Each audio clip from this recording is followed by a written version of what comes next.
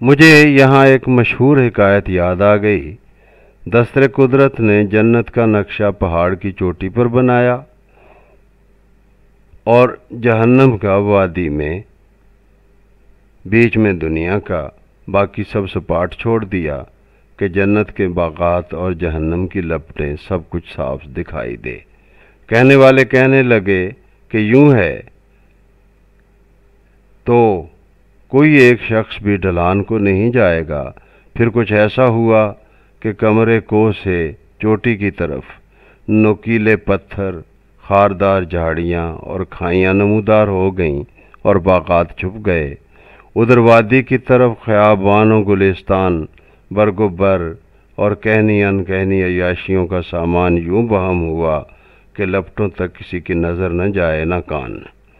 کہنے والے کہنے لگے یوں ہے تو کوئی ایک شخص بھی چوٹی کو نہیں جائے گا۔ صدا آئی، جسے اوپر کو جانے کا جذبہ ہوگا وہ ان نوکیلے پتھروں، جھاڑیوں، کھائیوں کو خاطر میں نہیں لائے گا، اور چاہے ہانپتے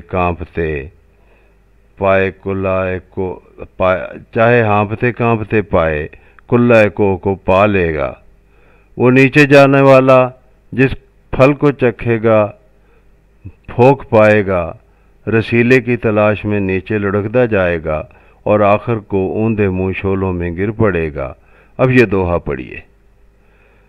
دنیا بوڑھی ودھوا اوڑے سر پر چنری لال، عقل کے اندھے اس پر ریجیں منہ سے ٹپ کے لال۔ کتاب کے اگلے دو باب دھیان دھارا اور گیان گیتا باہم متصل ہیں۔ ان میں بہت گہرا تعلق ہے۔ یوں کہہ لیجئے کہ انسان جن حقائق کا مطالعہ کرتا ہے وہ دھیان ہے، اور جو نتائج اخذ کرتا ہے وہ گیان ہے۔ مشتاق عاجز کا مطالعہ اور تفکر اسے بتاتا ہے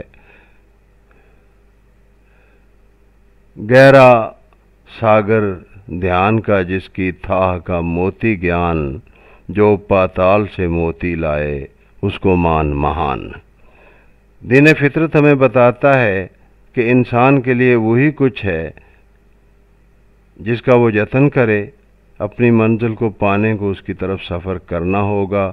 قدرت نے ساری نعمتیں انسان کے لیے بنائی ہیں اور انسان کو اپنے لیے تخلیق کیا ہے۔ اس کی زندگی لکھ دی گئی، موت لکھ دی گئی، رزق لکھ دیا گیا، ایمان لکھ دیا گیا، اور یہ بھی لکھ دیا گیا کہ اس سب کو حاصل کرنے کے لیے ہاتھ پاؤں ہلانے پڑیں گے۔